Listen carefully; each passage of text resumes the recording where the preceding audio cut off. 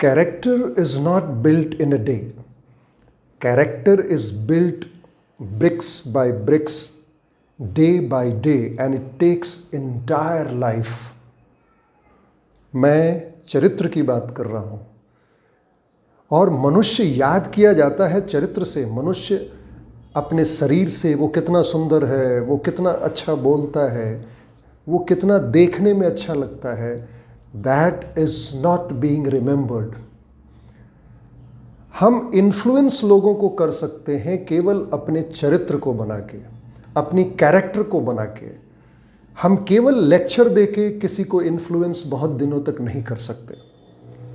मैं एक कहानी से शुरू करना चाहता हूं। आपका दोस्त Manukul, motivational speaker and success coach. Benjamin Franklin का नाम आपने सुना होगा। बेंजामिन फ्रैंकलिन अमेरिका के political analyst, political activist, political philosopher थे। उनका जन्म बॉस्टन में हुआ था, लेकिन उनकी जो एरिया ऑफ एक्टिविटी थी वो फिलाडेल्फिया थी। उसमें बिजली नहीं थी।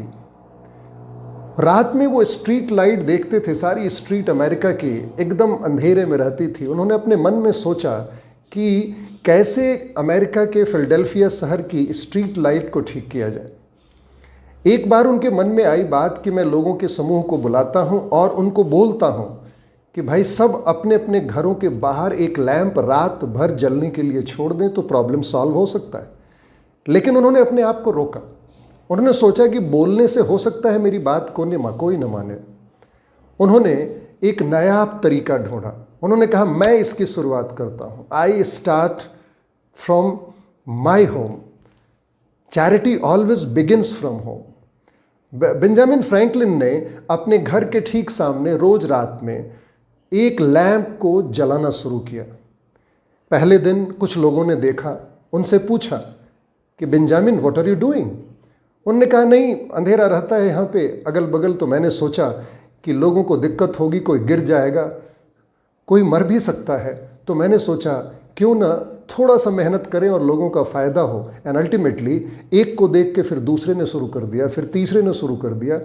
आश्चर्य हो गया बेंजामिन फ्रैंकलिन को कि with in a month 30 days time पूरा फिलाडेल्फिया शहर, पूरा फिलाडेल्फिया की गलियां जगमग जगमग करने लगी लैंप की रोशनी से।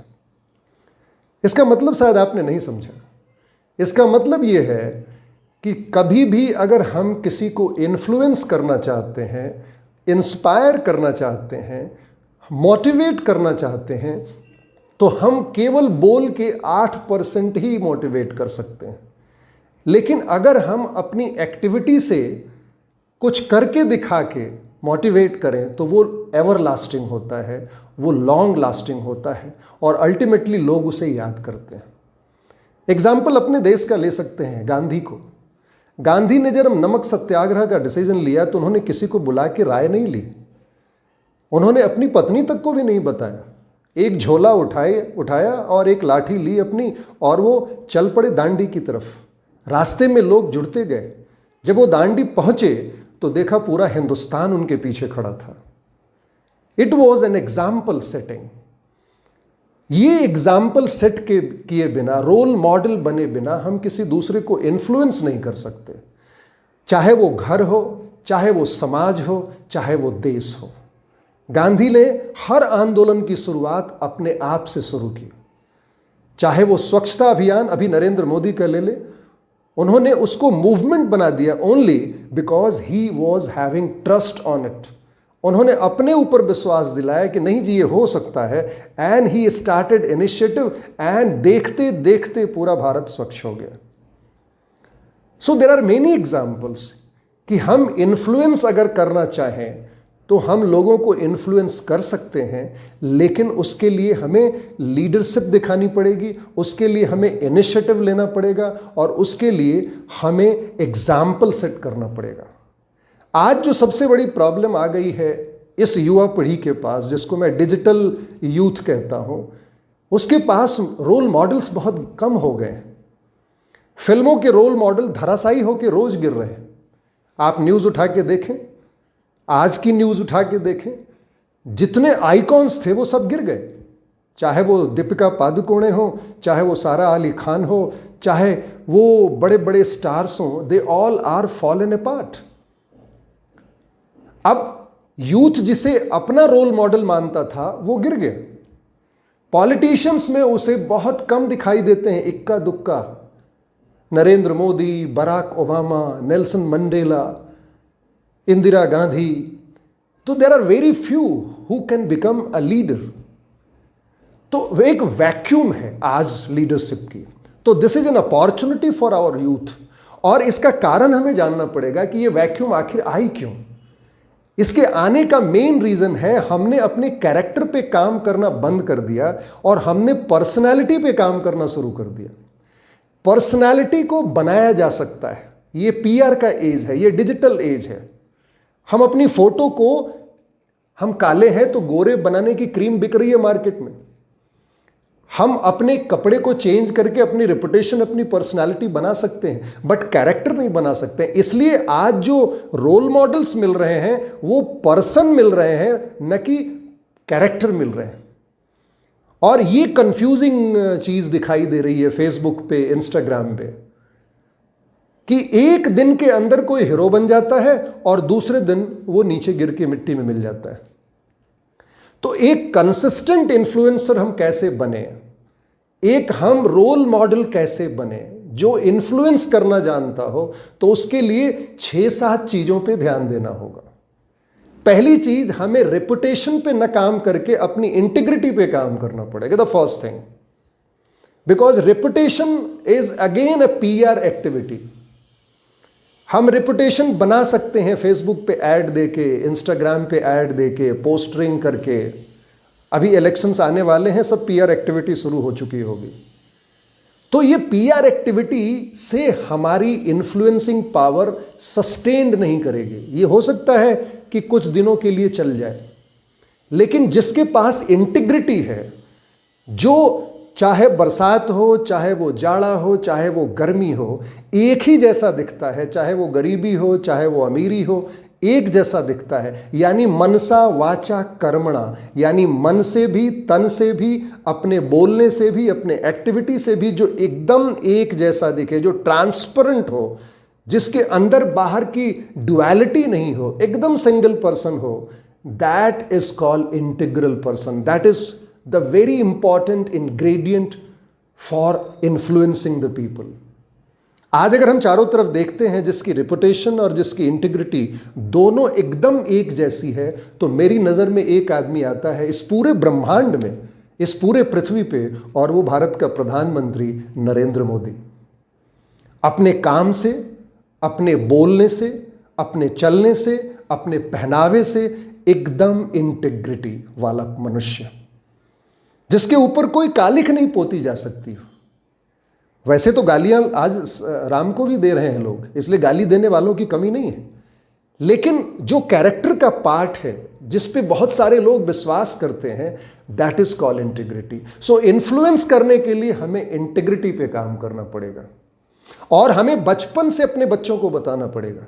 घर में इसकी शिक्षा शुरू होनी चाहिए, स्कूल में इसकी शिक्षा शुरू होनी चाहिए। लेकिन अफसोस है, हम रेपुटेशन पे ज़्यादा जाते हैं, हम पर्सनालिटी बनाने में ज़्यादा चले जाते हैं, और हमारी कैरेक्टर बन नहीं पाती, और बाद में वो कैरेक्टर यकायक ख़त्म हो जाती है। क्योंकि रेपुटेशन तो ऊपर का पहनावा है, वो पहनावा ख़त्म हो जाता है, और उस समय डिप्रेशन और उस समय बहुत बड़ी समस्या उस पर्सन की ज़िंदगी में आती है। आज ये समाज उसी डुप्लीकेसी में जी रहा है। हमें बचना चाहिए। इसलिए घर में फादर का, माँ का, दादा का, दादी का रोल है कि वो एग्जाम्पल सेट करके दिखाएं कि जो वो अंदर है वही बाहर है, जो वो बोलते हैं वही करते हैं। तो फिर अपने आप वो बच्चा जो घर में है वो इंटीग्रिटी की परिभाषा सीख जाता है। हमें किसी किताबों में जाने की जरूरत नहीं पड़ती। दूसरी चीज है, हमें सुनने की आदत डालनी पड़ेगी। अगर हम किसी को इन्फ्लुएंस करना चाहते हैं तो लोगों की यह गलत धारणा है कि केवल बोलने वाला आदमी, स्मार्ट दिखने वाला आदमी ही केवल इन्फ्लुएंस कर सकता है। It is a wrong perception. जो आदमी सुनता है ज्यादा और सही वक्त पे बोलता है, वो आदमी लोगों को ज्यादा इन्फ्लुएंस कर पाता है। There are many examples. Barack Obama, There are many examples. Atal Bihari Vajpayee. Again, I will say Narendra Modi, Mahendra Singh Dhoni. जब मौका है बोलने का तब बोलना और बाकी समय सुनना.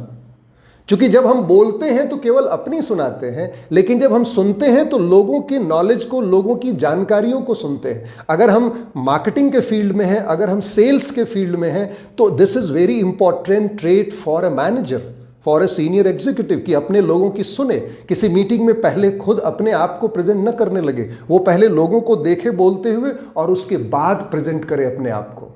तब वो इन्फ्लुएंस कर पाएगा अपनी टीम को. अगर फादर है तो वो सबकी सुने, उसके बाद बोले, तब वो घर का लीडर बन सकता है, तब वो इन्फ्लुएंस कर सकता है. जो तीसरा फैक्टर है, जो सबसे इंपॉर्टेंट फैक्टर है, हेल्पिंग अदर्स. अगर हम सही में इन्फ्लुएंस करना चाहते हैं और अपनी इन्फ्लुएंस को बढ़ाना चाहते हैं तो हमें लोगों की मदद करनी पड़ेगी, जो फ्रेंडली बनना पड़ेगा. जिसकी भी मदद हम कर पाएंगे और ईमानदारी से कर पाएंगे और बिना लालच के कर पाएंगे, तभी जाके उसका ध्यान हम अपनी तरफ खींच सकते हैं. अब इसका मतलब ये कतई नहीं होता है कि हम लोगों को केवल पैसे से ही मदद करें तभी वो मदद है. सही गाइडेंस दे के, सही बात समझा के, किसी को कपड़े दे के, किसी को खाना खिला के, किसी को अच्छी मुस्कुरा के, किसी को फूल ही दे के, किसी को एक अच्छी सी चिट्ठी लिख के. So there are many ways that we can help others.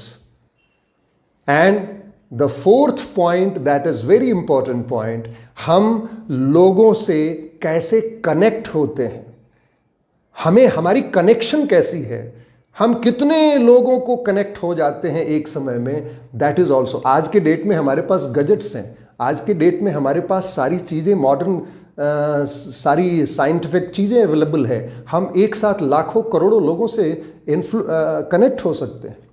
तो जो सही कनेक्ट हो जाता है, अपने सही ऑडियंस को पकड़ लेता है, वो लोगों को ज़्यादा इन्फ्लुएंस कर पाता है. इसलिए आज हम YouTube है, हमारे पास फेसबुक है, हमारे पास इंस्टाग्राम है. इसको हम अगर सही से यूज़ करें तो ये हमारी इन्फ्लुएंस को बढ़ा सकता है, हमारी पैठ लोगों के बीच फैला सकता है.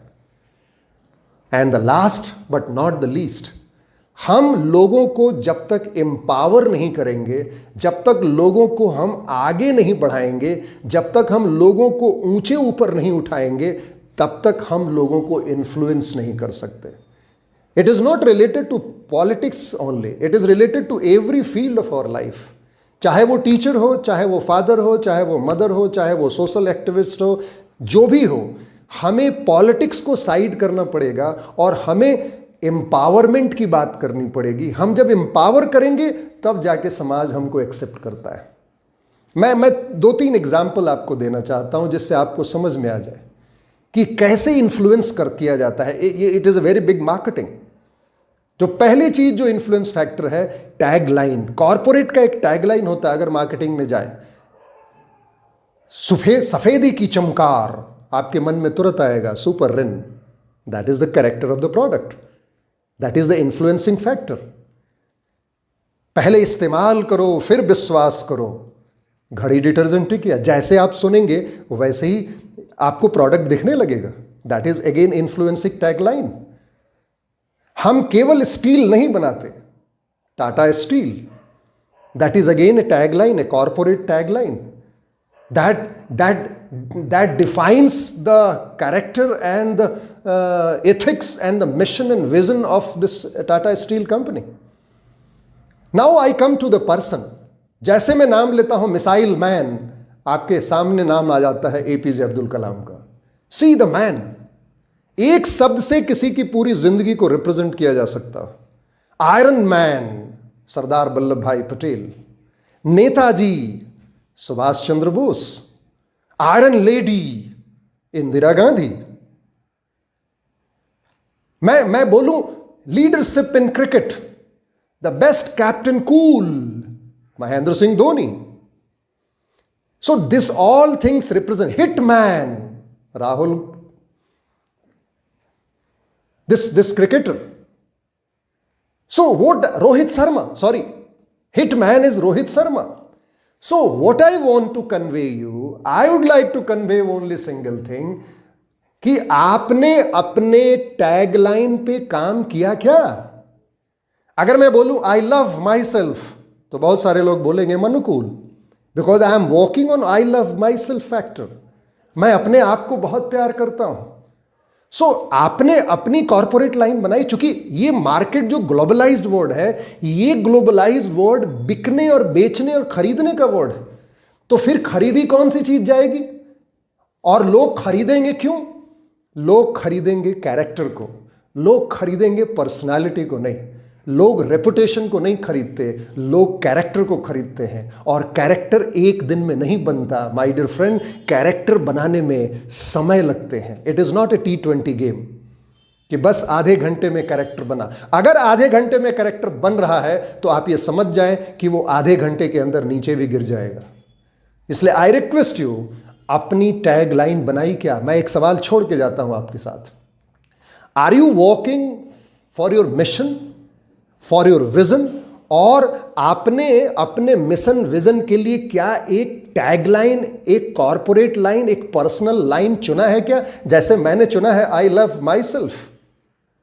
आई लव माई सेल्फ। मैंने अपने कमरे में उस आई लव माई सेल्फ को सजा के रखा है।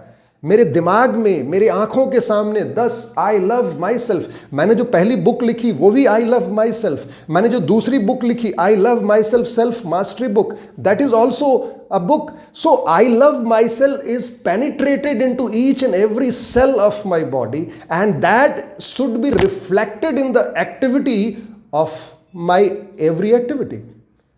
सो वो बहुत जरूरी चीज है।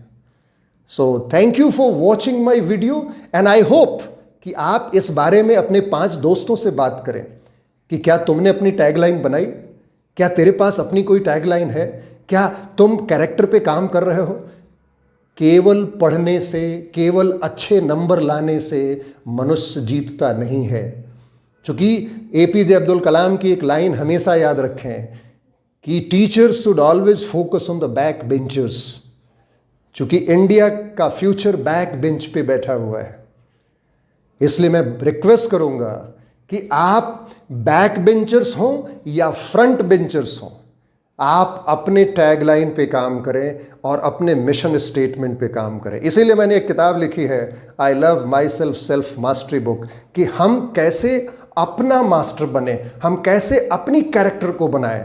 Those who want to buy that book, please order on the below mentioned line. You will get by courier. So thank you. God bless you.